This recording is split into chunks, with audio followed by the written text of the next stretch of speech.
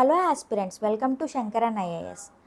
Recent union బడ్జెట్లో finance minister nuclear energy మిషన్ని announce చేయడం జరిగింది. ఈ మిషన్ కింద 20,000 crores బడ్జెట్ని అలొకేట్ చేయడం జరిగింది. ఈ మిషన్ యొక్క ఎయిమ్ ఏంటంటే అట్లీస్ట్ 5 ఇండిజినస్ స్మాల్ మాడ్యులర్ రియాక్టర్స్ని డెవలప్ చేయడం, అలానే 100 gigawatts ఆఫ్ న్యూక్లియర్ ఎనర్జీని 2047 కంతా అచీవ్ చేయడం.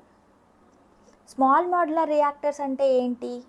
స్మాల్ మాడ్యులర్ రియాక్టర్స్ అనేవి అడ్వాన్స్డ్ న్యూక్లియర్ ఫిజన్ రియాక్టర్స్. దీని యొక్క పవర్ కెపాసిటీ 30 నుంచి 300 మెగావాట్స్ పర్ యూనిట్ ఉంటుంది. కన్వెన్షనల్ న్యూక్లియర్ రియాక్టర్స్తో పోల్చుకుంటే స్మాల్ సైజ్, అలానే కాస్ట్ ఎఫెక్టివ్, ఫ్యూయల్ ఎఫిషియన్సీ కలిగి ఉంటుంది. మరి భారత్ స్మాల్ రియాక్టర్స్ అంటే ఏంటి?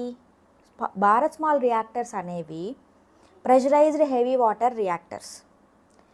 దీని యొక్క పవర్ కెపాసిటీ 220 మెగావాట్స్ ఉంటుంది. దీన్ని క్యాప్టివ్ యూస్ కోసం తయారు చేయడం జరిగింది.